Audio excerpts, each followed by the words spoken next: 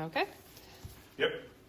It is January 14th. This is the Poolesville Planning Commission meeting. Time is 7:18, starting a little bit late because of technical difficulties. All commissioners are here except for Kevin.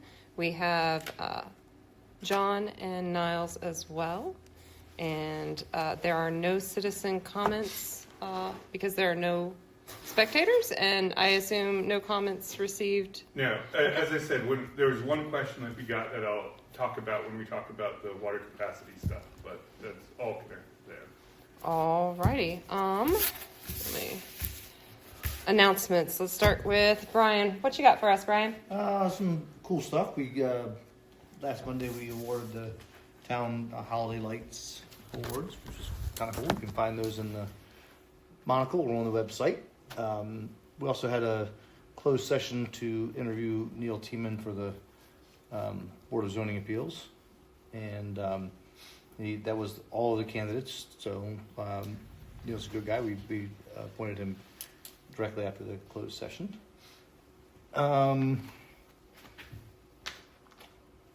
probably, we had where we have on our agenda tonight as far as upcoming agenda items. We had that discussion on the commissioner level as well. I don't really have that with me to share with you right now, but it's public information. That's about it. Okay. Next would be staff announcements. So, so as we were talking about with Neil being appointed for the variance that we had last meeting, the Board of Zoning Appeals will be hearing that next week. So that will be Neil's first meeting, and they will be taking that up then. So at the next meeting, I'll report on the results of that. The rest of sort of what's going on is sort of covered by what we'll talk about tonight, so I don't think there's any other main agenda items to discuss. Okay. Did everyone get a chance to review the minutes? Yes. Awesome. And we have enough people to vote on it. Yep. Do we have a motion, or is there any adjustments? I didn't see anything. I make a motion we approve the minutes of the 12:10 meeting. Second? I'll second. All right. All in favor? All right. All right. 3 and 0 and 1 abstained. Yeah. I will not be voting because I wasn't here. All right. New business. Water capacity and wastewater capacity reports. Niles, you want to start us on this? Do you want the... And it's up. Yeah, I think it will reach. If it's there, that's fine. Okay. So I think we'll be good. Okay. So as we talked about in the packet is has been prepared the annual water and wastewater capacity report. At the request of MDE, the town submitted a water capacity management plan due to the town's water capacity being approximately 80% of the town's permitted capacity.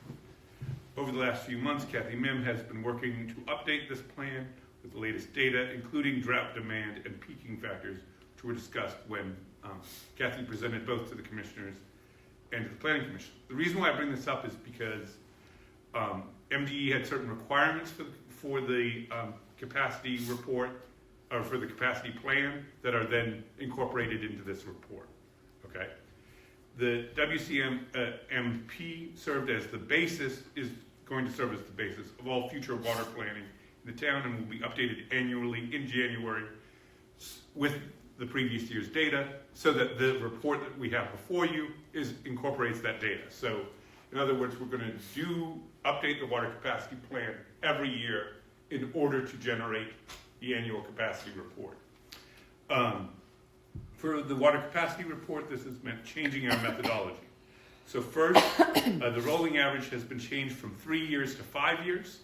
This is in keeping with what we were required to do for the capacity plan. Second, they changed it to what their methodology includes is this 10% drought demand.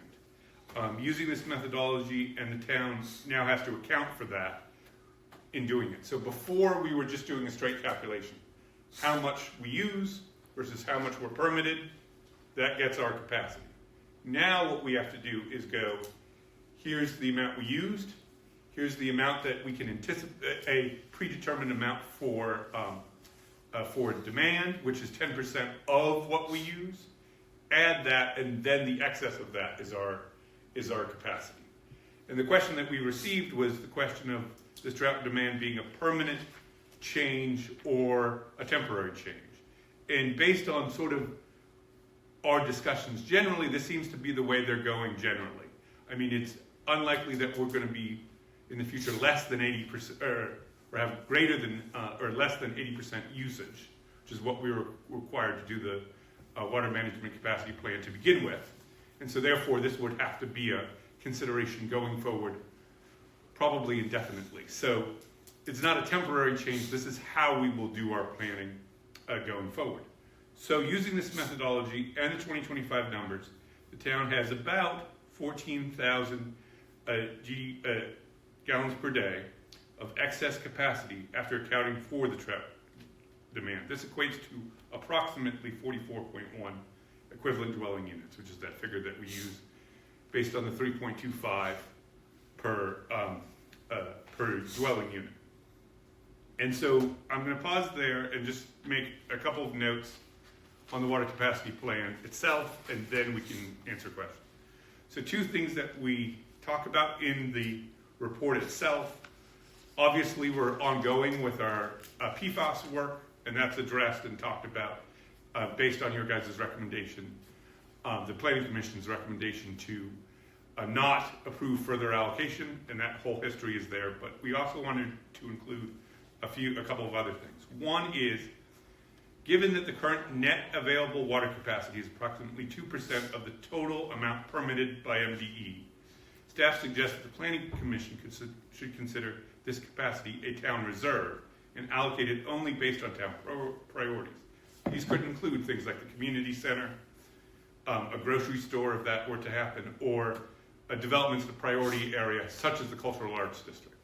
So, in other words, rather than going through, as we've done previously, and done a allocation plan where we talk about percentages and things like that, at this point, it makes conceivably more sense to just designate that as a reserve, and then you can allocate it based on the town's priorities, or what the town determines its priorities to be. This also has a conversation that leads to what we had discussed, I think it was at the June meeting, which is about the well development process, which is a search for new well sites. This is ongoing. As I mentioned at, I think, the last meeting, we have submitted to MDE our renewal permits for our current wells. So once we get that information back, because we requested of them some revisions in terms of the water balance of the various watersheds based on our own investigation. And so that might lead us in the well development process to locations for particular wells or watersheds that we want to explore for future wells. So those are 2 points that I just wanted to highlight in the report for your consideration and for future action in terms of revising the plan, the allocation plan, or doing something like that. With that, is there any questions on the water capacity report? Yeah, you said that 44,000 gallons or something like that is what's left, or whatever? 14,000 gallons. 44. Does that include all the stuff that's been allocated? Correct. So the only like if we didn't do anything else right now and we fast forwarded 10 years, that's probably what we would have. It could. Again, as we mentioned in the report, obviously Bricken's not included, but the new townhomes are included, and this stuff over here is included, and Gary Hart and all that stuff. Yes, okay. That is true. With the one caveat, as we say on the first page, which is we use the 325, which is more conservative than what MDE does of the 250. And then also it's important to note that the actual usage may be less once these things come on. So the actual number might be different because, for example, these houses next door with smaller lots don't have yards means that they're used less than what we have planned for them to use in terms of the capacity. So there might be some fluctuation in the numbers. That's why we want to update it annually and keep the rolling average, because, for example, this year we ended up using roughly about 40,000 gallons, or just, roughly, 35,000 gallons, I think, almost 35,000 gallons, less than we did the year before, right? So we used 436,969, whereas last year we used 571,217. So that rolling average could change over time. If we see a trend where we continue having less, that again adjusts the numbers. Doesn't necessarily change the situation, but just means that where those numbers are could vary. Gotcha. Mm-hmm. Okay. Any comments, questions? I understand this very well. I think it's we're getting this capacity report, understanding where we are in terms of potential remaining capacity, which is one of the first things we had to understand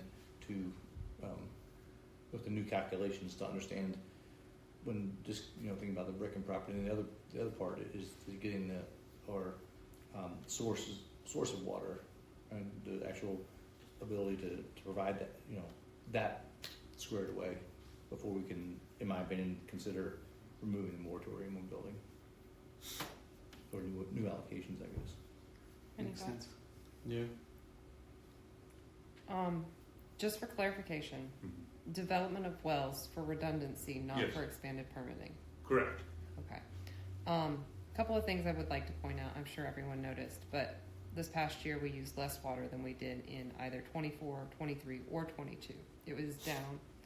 I think it's maybe worth our time to think about how this 10% drought demand impacts our availability to develop. To put this into numbers, because I'm a numbers person, that equates to 168 homes. So that's a huge chunk of our availability to be able to develop not just homes but other things.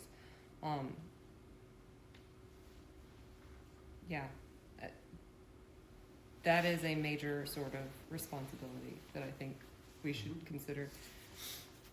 I don't really want to lead the conversation on what this means for us or how we address it or where we go. I think Brian is 100% right on that moratorium, but 168 homes being locked up in a drought is significant. 10% is aggressive. It is. So, I don't want to hear from anybody that we're not being conservative. well, I think we're not being mindful. I'm trying to sort of point out that we are building safety factors on top of safety factors on top of safety factors, and at some point we are doing a disservice possibly to this community by having such a high threshold for our water calculations for new developments when we have already got so many, and now the state has put another one on us, that it may be something that we should think of discussing later, that particular number and those numbers, because at what point, 100 gallons over per household, 200 gallons over per household, we are now at significant levels. Yeah, with the old cliche, better to be safe than sorry. I mean, can you imagine if at our hands, and the commissioner's hands, we ran out of water, and we were telling people, please don't flush the toilet, please don't, whatever. I mean, I understand, that'd but be bad. We're also talking that we were in a drought year, Right. and we used less than we did the previous 3 years. True. Yeah, but that's a 5-year rolling average, right? Should help us recoup some of that. We're using less and less, then we recoup some of that. Yeah, And we have 116 units, which is but those are already factored in. they're factored in. Yeah. But my point is that we have a conservative estimate for them, and some of that will come back as well. Yeah, I think it will come back Anticipating lower usage. as we continue to develop. Yeah. But you're right. Our capacity is based on is now 10% less than what it was before because of this drought demand. And I think there are questions that we have for MDE that the water permitting process will help work out as well. And so that maybe that there are ways we can have a fuller conversation about that, and then we can sort of move forward that way. Okay. I don't have any other comments or questions. Wastewater, All right. everyone's favorite topic. So for the wastewater capacity report, there are no changes to methodology. This year's report is consistent with previous years and showing that the town has about 190,000 gallons of capacity. Again, going to sort of what we were just talking about, this includes a 100,000 gallon buffer for I&I work, which the town has been pursuing over several years and will continue to in the coming years. In fact, we've already identified places where we're going to be doing work in the future. And just as a note,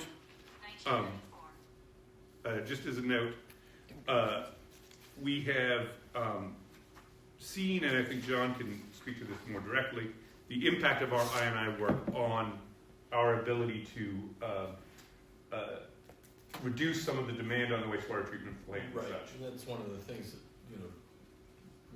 we're very active, we're still chasing things, but we've chased down a lot of the work, and for instance, the best story we always have right now is the Coteen pump station. Typically in a heavy rainstorm, we'd see flows around 2 million, right? Now we see 180,000. It's huge. Holy smokes. Yeah, yeah. Them pipes leaked a lot. It's all- So, and we still see a significant reduction. When we started all this back in 2001, 2000, the plant would, in a 2-inch rain, we would see flows at 2 million gallons per day, and it would be problematic for the plant. Yeah. Now, if we have a 2-inch rain and it's been not a soaking winter, we don't see any fluctuation at the plant at all. Maybe 100,000 gallons. It's incredible. And this is perpetual I&I work, right? It just doesn't ever stop, right? It never stops. Right. The system always needs to be upgraded somehow. For instance, this past year, we had never looked at the line that runs from Wooten towards 107. There's a short section in there. Well, the town had the money, so we took a look at it, and we found that the pipe was a concrete pipe, and certain segments of the pipe had completely, chunks had fallen out of it, so it's wide open. Then, by happenstance, we had a manhole down that had never been looked at the Keebler Elf property, I'm gonna call it that. Okay, and when we went down there, we found that there was a large tree that had grown over top of the manhole. And when we opened it up, we found a root about yay big growing through it, and where the root's coming through, so is water. So, I think I remember somebody making a comment like, why would you put a manhole next to a tree? yeah, exactly. Someone might have been, Yeah. yeah. So the tree came down, and that's one of the things. Those are the two things right now that are scheduled to be reworked. Thank you for continuing to find those and fix them. All right, any questions, thoughts, concern? It's funny, when I first started on the planning commission, wastewater was our big limitation. Yep. Not so much anymore. Nope. So, just as a point of order, the wastewater capacity report has to be approved by the planning commission because it goes to the commissioners. So we just need a motion on that if we're okay with that. Make a motion to approve the 2025, technically. It's 2025 mhm. annual wastewater capacity report is written. Second. All in favor? Aye. All right. I forgot that we had to approve that. Let's go next to our discussion about upcoming items. Do you want to Yeah, tell us I'll about sort those? of just walk through this a bit. So over the last couple of months, staff has been reviewing and having conversations about two state laws which require changes to the town's existing zoning ordinance. One is House Bill 1466, which establishes requirements and prohibitions for accessory dwelling units. The other is Senate Bill 931, also known as the Renewable Energy Certainty Act. This bill allows for the creation of solar generation stations through a public service commission process that establishes certain standards for that local governments must follow. Due to the potential of a solar project application, staff recommends addressing the energy bill first. It will provide, meaning staff, we will provide details and next steps at the February meeting with the hope of having an ordinance drafted and sent to the commissioners by April. So the idea is, and I had a conversation with Lexi and Brian about sort of scheduling these things out for both the Planning Commission and the commissioners, is that we in February sort of go through the specifics of what the act requires. So there's certain things that the Public Services Commission and the state law itself outlines that they do. So there's certain setback requirements and other things that a solar project like this have to follow. And then there are certain limitations on what we can do in terms of our own permitting or our own processes.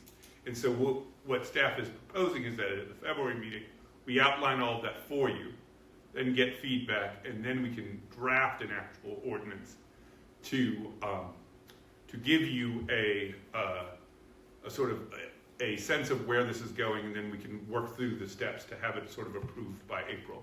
So it's just a little bit faster. There's no requirement that we have to do it at this time by the state, but with the potential for there being an application, we want to be ready with whatever standards might come up in that process. So that was sort of the 411 that I wanted to give on sort of our plan moving forward with it. And we can discuss the details next time. But are there any questions on that? No. Right. Then on the ADU bill, staff recommends that the Planning Commission hold a listening session in April to gather resident feedback, then begin work on the ordinance in May. So we'll give the Planning Commission time to work on the ordinance for the October 1st deadline, because this state law has a specific deadline that we have to have enacted our own ordinance by to comply with the state law. The Maryland Department of Planning will soon issue a model ordinance. They talked about maybe the end of January, and staff has already asked the department questions about water allocation in ADUs. And they gave me feedback about how to do some sort of planning with it. So taking that 3.25 that we previously discussed, using the ADU as a 0.75 for future calculations. But that would be a new allocation, obviously. So that falls under our moratorium discussion or recommendation discussion about not doing new allocations. So there's a already folded in discussion there. But in terms of what we want to think about, once we have that model ordinance, that will give us a pretty good outline of what the state thinks our requirements are. Again, this is one that has very specific things about what you can and can't do and under what circumstances you can do things. But one thing it does carve out is adequate public facilities, that we can have create our standards to fulfill those related issues. So that's just sort of just the rough outline of that. And then once we have more direct information, we can bring it all to you and exactly how it's going to work. Are there any questions on the timeline and sort of how we want to do this? So the accessory dwelling unit thing, this is a very broad question, but is your thinking like more like we're gonna like really, I mean, so obviously there's going to be a water issue, right? Like, right. You know, so even once all the smoke clears with the water and stuff, like there's still not going to be that much water. Mm-hmm. So is you're thinking that we're going to like just make the rules or the guidelines, whatever the zoning, like really strict so that only like, you know, X amount of people can have it, or is it more like, you know, well, we'll just like open it up and like, you know, it'll be first come, first serve kind of thing, and like it'll go quickly. I mean, you follow me? Right. I get what you're saying. I think that's part of a discussion Right. that I think Okay. we can have. What I will say is that, like, there are certain things, for example, that we are specifically not allowed to do under the ordinance. Yeah. So one example is you can't use ADUs in density calculations, for example, which is something we don't deal with a lot here, but in other jurisdictions. Right. Similarly, we can't do limitations on parking without doing a parking study. So you'd have to go through and study whether there's enough on-street parking to facilitate having ADUs or not, and things like that. So the law has certain things that are like, you can't make restrictions on this. You also, for example, explicitly says you can't make the setbacks for an ADU more restrictive than what you do for other accessory buildings, for example. So the long and the short of it is there are things that lot coverage isn't discussed and things like that we can regulate. The question more is, where do we want those guardrails to be, and how, and what changes do we want to make that, say, are different than how we do other accessory buildings, and then see how the process goes. Again, the allocation question makes it sort of a more complicated discussion in terms of people's ability to much use more it. complicated.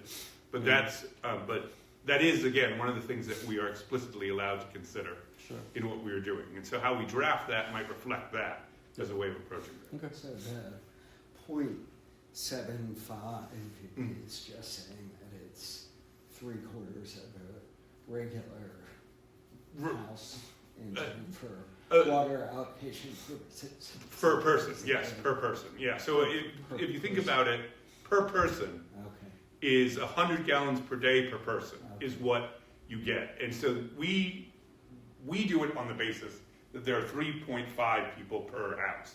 Whereas MDE does it on the basis there are 2.5 people per house. Okay? So what they are saying is that an ADU should be viewed as being 3/4 of a person, of an additional person. And part of the difference between that is that calculation of 100 gallons per person includes things like water in your yard, which of course you're going to do anyways as a homeowner, or those who do. Versus, so an ADU wouldn't necessarily. That's why they're suggesting having it be a slightly lower standard, because of it's not a fundamentally new addition. If you get what I'm saying, a new lot or something like that. Just back to 3.25. How does like the census material? How does that bear out with that? Like, I'm thinking about like the people I know in Poolesville, and like they all. I'd have 3.25 is on the low end of like what what I'm thinking people. We had, when we did the comprehensive plan, we looked at that data in there, and I can see if I can pull it up, but it wasn't too far off. I think it was like 2.9 or something like that. So it was. Let me see if I can. Gosh, I'm surprised. I would have thought it'd be more like 8.75 or something. But that's what I recall, but let me just see if I can Yeah, find it. people that but have kids. I think I'm the only house on my entire block that has more than 2 people in it. Oh, really? Yeah, so 2. Most people I know are families of like at least 3, 4, 5. Take that back. 6. There's one other, so it's 2, 3, 2, You also 2, get that 2. cycle. Yeah. Because kids The cycle. And certain neighborhoods have certain, Sure. Bigger homes. yeah, exactly. Let me just try to see if I can find that a quickly. higher person per household in the townhouses than there are in the big Right. homes. Sure. Yeah. Yeah. Isn't that crazy?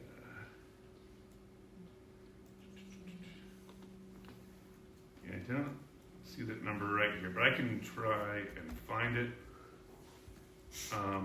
But what I recall is that it was fairly similar. Okay. So,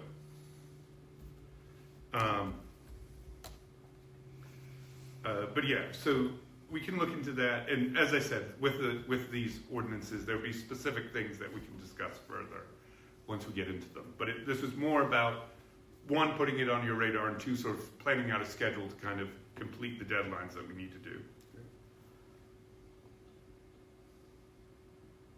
U.S. Census puts it at like 2.8. 2.8, yeah. So, all right.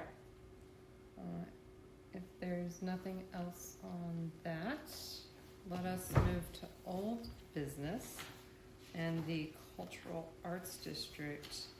I'm not sure how to go about this. Do you want to sort of outline it, Niles? Yeah. Or, Well- Stephen, do you want to like go through your? Yeah.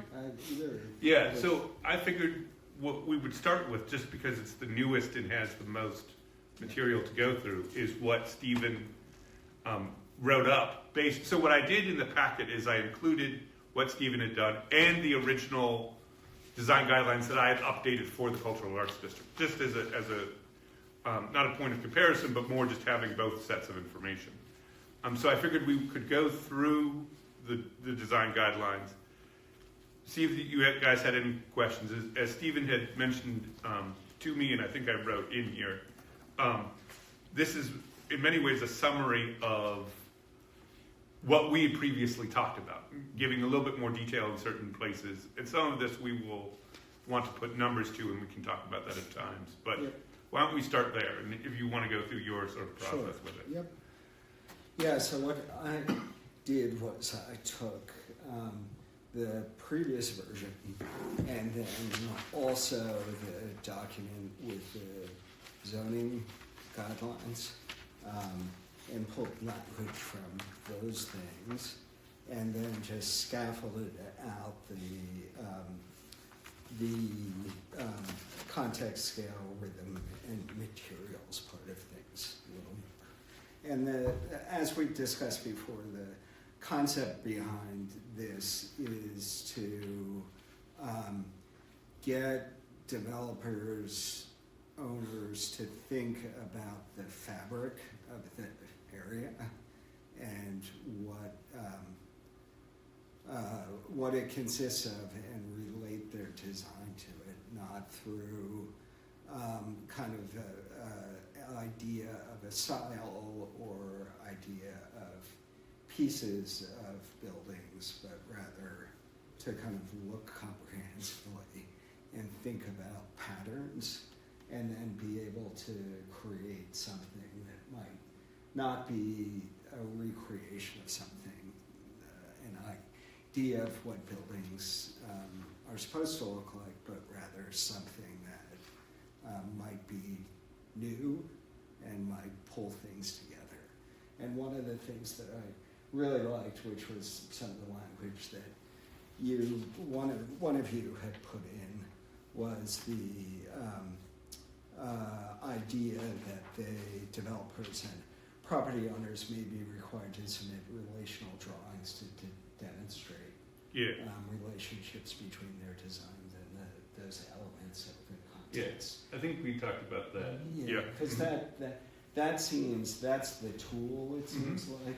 Yeah. Because you're asking them to make their case for how this fits in and how it ties things together.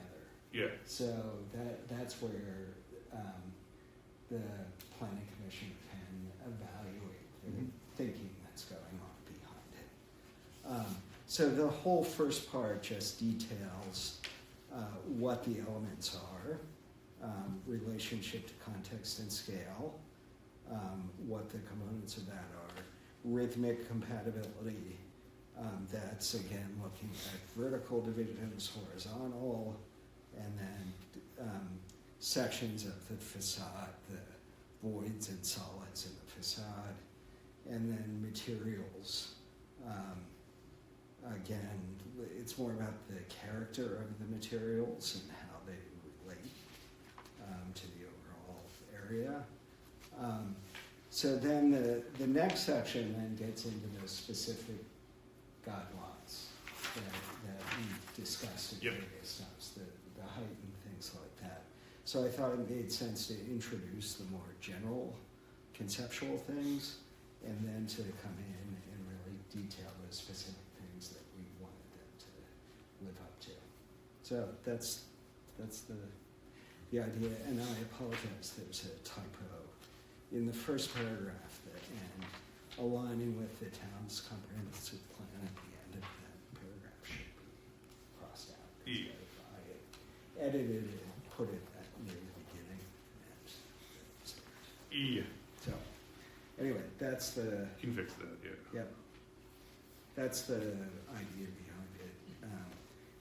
Introducing the historic nature of the area and the number of contributing structures that are in the cultural arts district, but using that more as a springboard to what the goal is to foster preserve that historic character and foster artistic expression and community engagement in a vibrant, walkable, and aesthetically pleasing town center. So, it's not just about the recreating the historic nature of it, but it's also fostering those other values within the context of the Yep. historic nature. Great Is work. 35 feet a good height? 35 feet is what it basically is everywhere around here, so it would be consistent. Good deal. And you weren't at the meeting where we discussed that, because that's the work session that you missed. I just realized that now. Okay. But yes, we talked through that, Okay. and that seemed Good deal. consistent. Yeah. One of the questions I had in looking at that one was if it's between two buildings, Yes. is it within 10% of the highest, or what's the? Yeah. It should be from the highest point. Yeah, so we can add that in.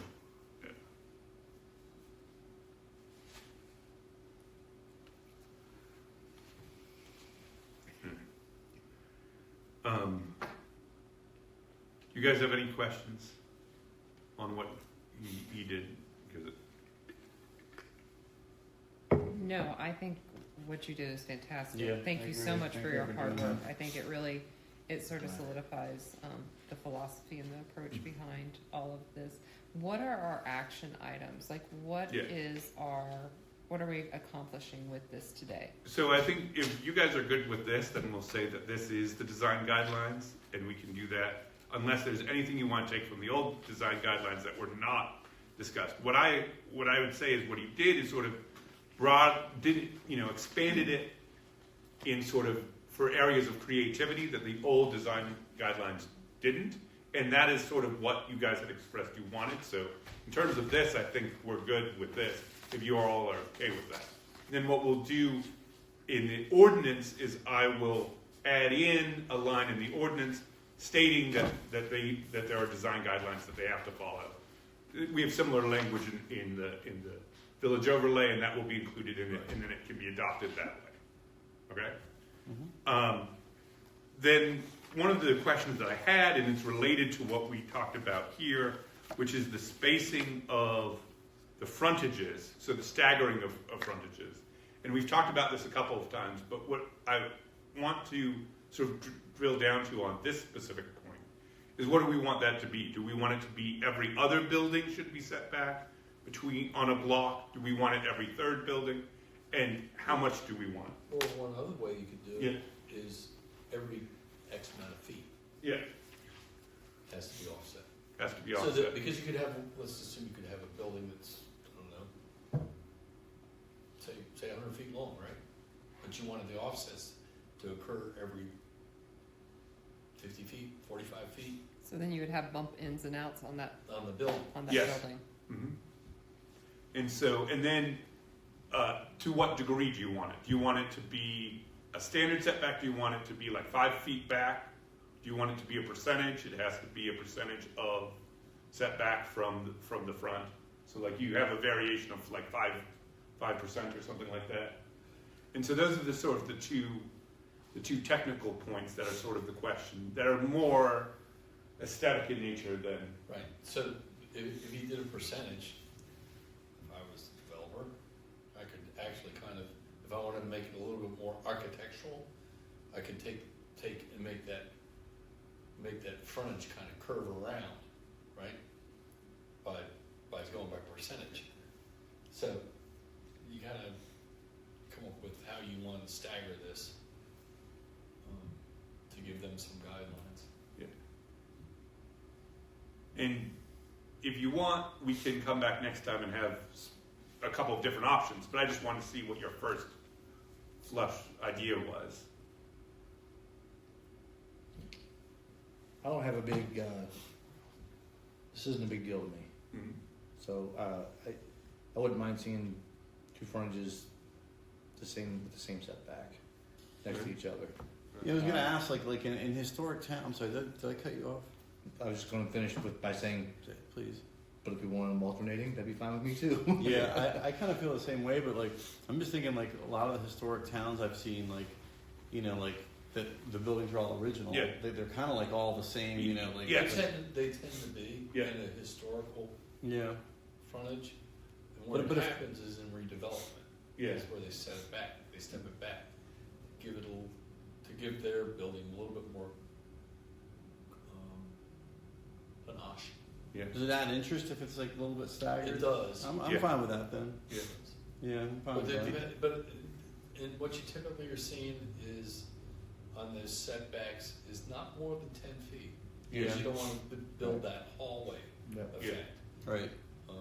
And that was one of the things that came up we had a big presentation about this, dealing with Houston, Yes. and they had an abandoned section. And what they found is by moving the buildings closer to the roadway and also keeping them not more than about 5 feet back, the people would gravitate in and out. But if you start put more than a couple steps back, people, they just walk by. So we could put it as no greater than 5 feet or no greater than 10 feet as well. It's just the question, because what had come up last time is sort of a general interest in, do we want to create, again, that creativity versus historic? You know, how much do you want to give that variation? But if we want to allow it a limited amount or not at all, which is your guys' decision, it's just a question of what do we want that number to be, or where. Well, if we were to look at other people's, you know, historical districts or Yeah. art districts or whatever, like, what's your sense? What would most of them say? I'd say, generally speaking, as sort of you brought up, and as John said, generally speaking, in historic towns, especially historic downtowns, it's all lined up against the road because that was Right. the main driving force was to get people off the street and into shops. Right. It's just if they're, and maybe it's something that it's not a requirement, it's an option. And then going back to this idea of allowing creativity, you can say that the standard is this, but there's an option to do this. Yeah. And then somebody can come in and present and say, we want to do something Yeah. to give architectural interest, or because it's an art shop or whatever, you know what I mean, that has a specific purpose, there's also that as well. Right. And it sounds like realistically we're not going to be dealing with a lot of this anyway, because like most of the stuff's already built and like, you know, so it's not like Yeah. Not the Except that entire section where, Right. Yeah, that's yeah, true. there's like, That's there's like Yeah.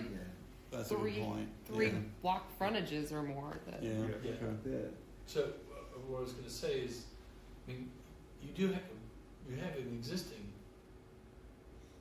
prototype for the way the houses were built, and that's the valley of whatever you want Sidewalk to call of it death. out there. Yeah. Yeah, I was going to do that. Not your death. And Not also, if you go down just beyond the, I'm going to call it the Jameson gas station, those houses, you can kind of see how it was Right. at the time. Yeah. And that was probably predates how it was before the fires. It took the buildings that were here, because this was a different community at the time. Yeah.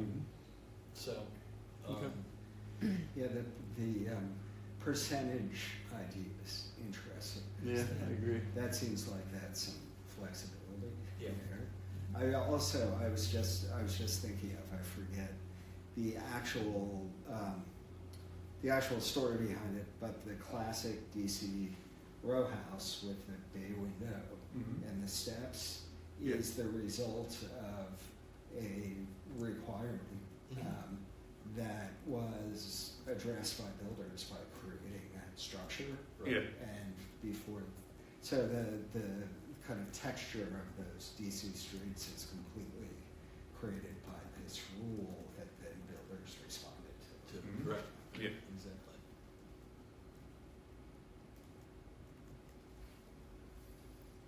So you like the idea of a percentage, Steve? What is it? Yeah, I'd like to, like what We can explore. what would that Yeah. look like and how? Yeah. that Yeah, would- we can give you some options there, and I think that would work out. And then we can decide definitively one way or another how you want to. If we're setback is no more than 5 feet more, what's our setback to start with? Well, right in the commercial zone, there is no setback. You can go all the way up to the road, or all the way up to the right of way. Excuse me. So there is no defined setback. This is this question that came up about the frontages of how far we want it back or not. So there's no defined setback in the CAD. Correct, and there is none in the commercial zone generally. So you 5 feet would be what percentage then? 500%? Well, it'd be of the existing. You could do it Existing structure. of the existing structure. So you Gotcha. take the current where it Whatever sits, that is. and then yeah, And so if we took that into a percentage, that could vary widely. yeah, and so Right, but you're gonna have a minimum setback anyway Yeah. for the housing. That's what I'm asking. We said we don't have one. yeah, we don't have one right now. That's what I'm saying. So we could create if you wanted to do it On the percentage, you would create a standard and a percent off of that. exactly. And right now, if we were not going to do a percentage, it would just be feet plus or minus. Yes. Minus of the, Exactly, Yeah, or plus, I guess, of the. yeah. of the grade of the frontage of the. Well, it depends, yeah. Mhm. So if the previous structure is already set back 5 feet from the road, then it You could could be no more more than than 5 more feet from that road, or however. And we would be requiring that it is Yeah. setback. Yeah, And were we saying that it would be exactly 5 more feet, or were we saying that it could be It's an up option. 5 to 10, or right? Was that well, so all of that could be. You could have it be the maximum setback it could be is 5 feet, so 5 additional feet, Mhm. or you could make the max, or you could say you have to set it back 5 feet. Like the language could be either way. so? Yeah. What You are we see what I'm interested saying? in? Are we interested in enforcing a setback, a staggered setback, or are we just saying that we're limiting how far it can be set back? What's our approach? Well, I think the impulse was to create more interest, more Yeah. visual interest, so we didn't get like long buildings that were Right. just straight. Right? So, Yeah. The biggest thing you wanna avoid is that big flat surface Yeah. that's there, So we're looking to enforce a setback, a staggered setback. staggered setback somehow. So, yeah. Now, you can do it a couple different ways. I mean, if you were to say, you could get into the point that you're actually telling a developer in this space, you have to build to this line, Mhm. okay? That's the hit me with a hammer rule, Right. Yeah. Or you can go ahead and say, from the right of way, you may set back using the right of way as assuming it's, I don't know, we'll say from the edge of the curb, it's 15 feet, Mhm. okay? You may set back an additional 15 feet or 15% of that, whatever that number is, back.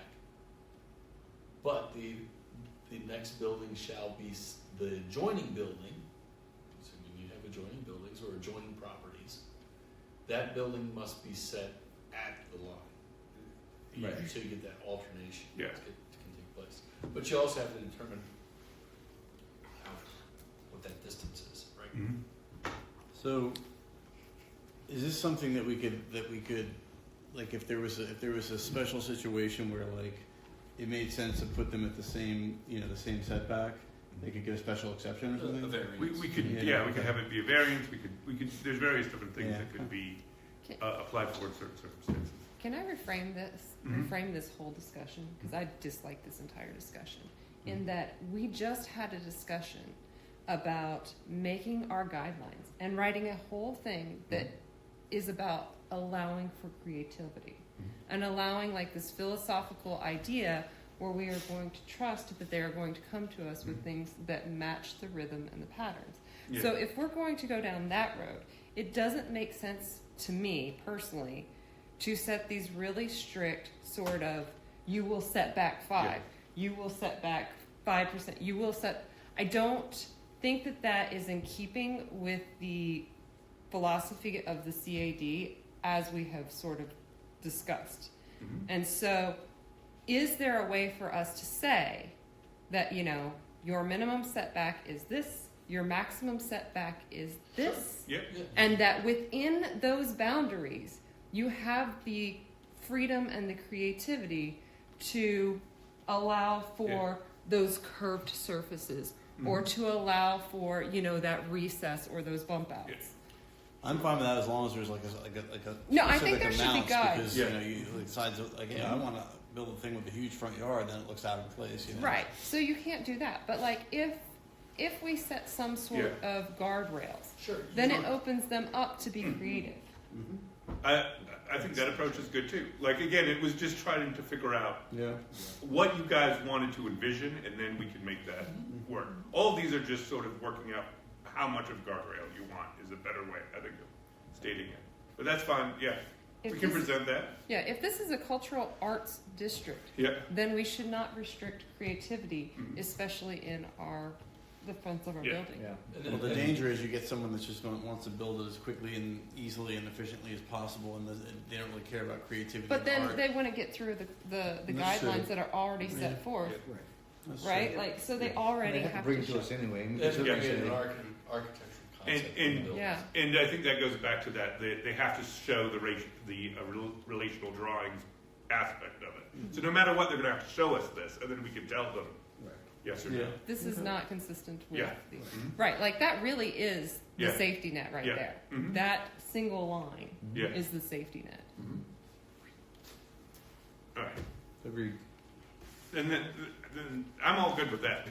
like where we got it, I do- we can write it up. Understand Steve's point. I don't know that we're in a place to force it though, right? Like the guidelines in DC, Yeah. there's that kind of really forces a particular style. But Yeah.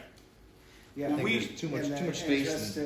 just to be clear about that, that was incidental. Mhm. Yeah. That wasn't intended to Right. be. So Yeah. Mhm. That's how the builders responded to Yeah. the restrictions that were Right. placed on them. Yeah. Oh, absolutely. Yeah. All right. Awesome. And are there any other questions on the guidelines then? Okay. Are we going to talk about parking? Yes, we're going to talk about parking. So, basically, we've talked about two different approaches, and what I really want to get a sense from you guys is where you guys are feeling about the different approaches. Okay, so one approach that we talked about is just having sort of like what we just discussed, in the sense of having a bunch of guidelines using our already established rules around parking. Say these are guidelines, not requirements, that you have to come with a parking plan if you want to have less parking, and show us how you want to do it, and then it gets approved, and so it's a specific approval. Or the other approach that we talked about in one of the work sessions is having really sort of restrictive parking guidelines, and then having them have certain options, like allowing developers to pay a fee in lieu program towards the municipal parking lot, which we also discussed in that work session, or utilizing some kind of parking credit system. For example, what John had brought up, that after hours parking, so like during the day, you have X number of spots. During the night, you can have more spots, and the two uses are using it together. Or allow tenants to share parking at different times of day. So those two sort of tie together. And we can do a mix of both. We can have the guidelines, just say, here are the guidelines, bring us your parking plan, and have allowances to do all these stuff within that. What I really sort of want to get a sense from you guys is where you're leaning in terms of what approach you want to do. And what sort of fits in with your vision for it. I will say that I don't think a municipal parking structure is going to be tremendous. We're not putting in a 3-level garage or anything. So I Yeah. don't think there's much value to force credits or try and pursue that. I think it's just gonna be a town benefit that we should provide. Mhm.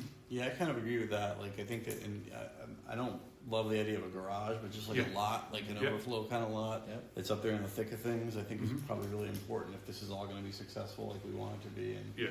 you know, And then to be consistent with every other thing we've talked about, we should just have some guidelines. yeah, agreed. And then do you want them to just be, so the one thing that when you all put in your comments about the parking is that we didn't come to a consensus about whether we wanted to keep them just as they are, which we're fine. If it's guidelines, they're guidelines. I don't think we need to change them, but just in case you guys, any of you felt strongly about changing what was in the code in terms of the guidelines, or just keeping it as is, and we'll add in text above it that will say that they're recommendations. We'll change the chart to say that it's recommendations, and then put in a line that one of the other communities have, and I can't remember which one right now is, that you have to go to the planning commission in order to get your parking approved. And we can just do it that way. Be part of the site plan. Part of the site plan requirements, yeah. That's kind of I kind of like that idea because I just worry we'll get burned if someone wants to put in like you're talking about that's the space still available. Yeah. Stick a bunch of townhomes in there or something like that, and like we don't have a good parking plan, and we can get burned there. So Yeah. I like having some control over it, but like also some flexibility to be like you don't you don't have to follow our strict guidelines because like you're just putting like one little house up in the thick of things and like I don't know.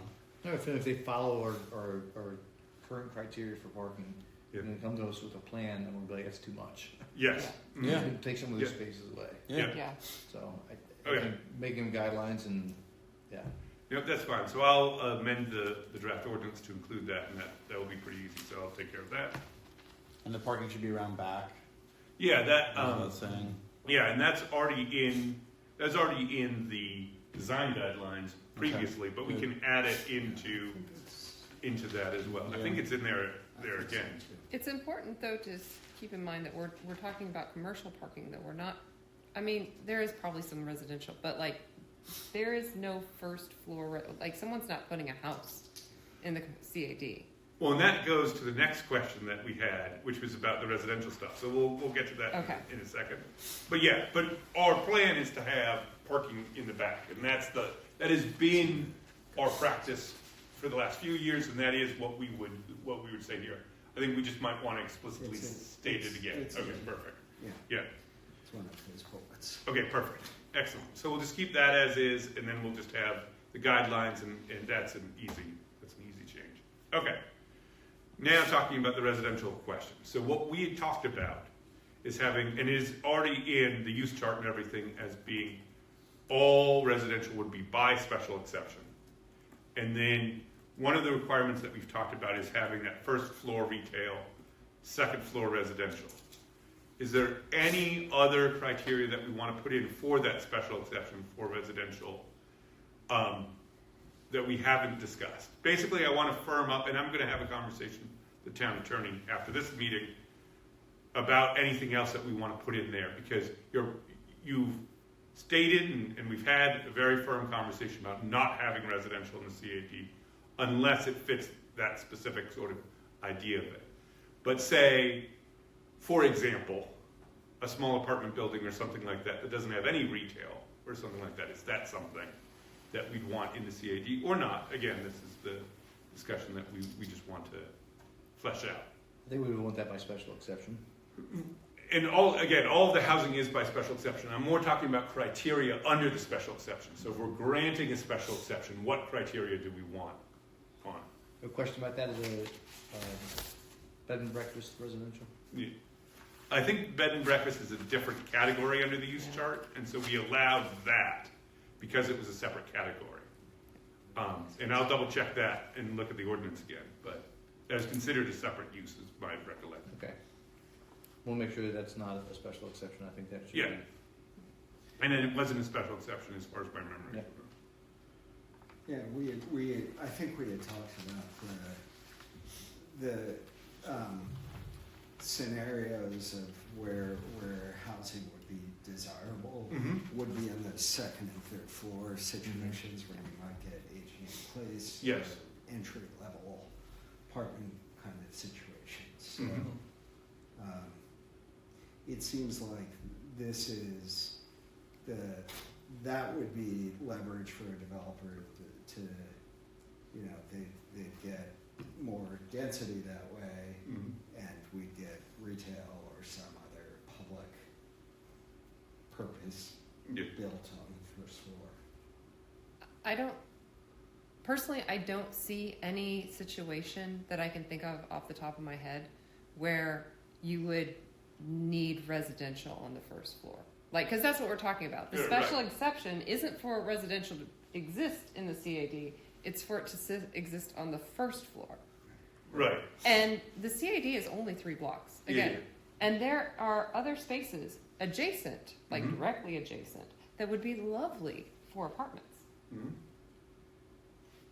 Yeah, that's fine. I wanted just can't. I can't think of any reason to. The Put residential only first. potential reason would be Help me out. aging people probably don't want to have to go upstairs, right? So The- residences on the first Yeah, floor. they The place- have to be elevator. Elevators exist. Okay. I I'm, mean, I'm telling you, No, people I hear probably you. don't want elevators either, and they'll want to be within walking distance of all the stuff that they like. Right? And that's part of this area. yeah. That's just throwing it out there. I don't know how much weight that carries, but it's a thought. No, and I had thought about an ADA issue, but at the same time, that is not the only housing option, right? Like, we're not talking about this as the only housing option. There are other housing options that would meet those individual criteria.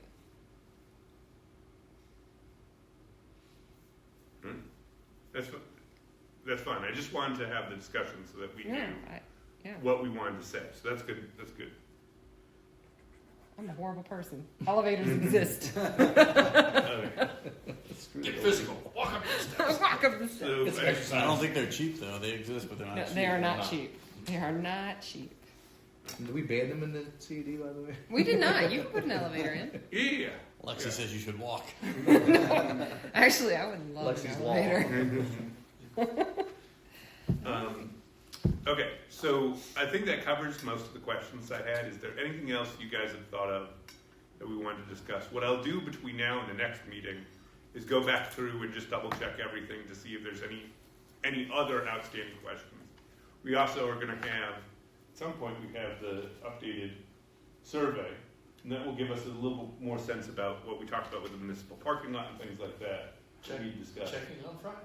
Exactly. So we are pursuing that path as well. But I think we're in a really good place for having a pretty much completed draft of the ordinance to you at the next meeting, Wow. so that we can then pass it along the chain and allow people to see it and have conversation about it. And maybe that will be something that we haven't thought of, and we can go from there. So, all right. Great.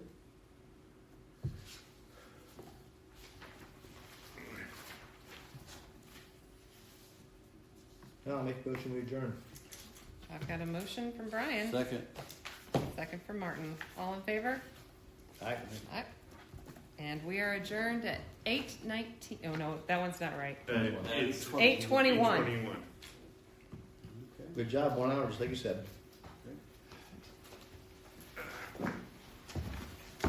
Okay. What's going on with the developments? Any new news? Anything sold me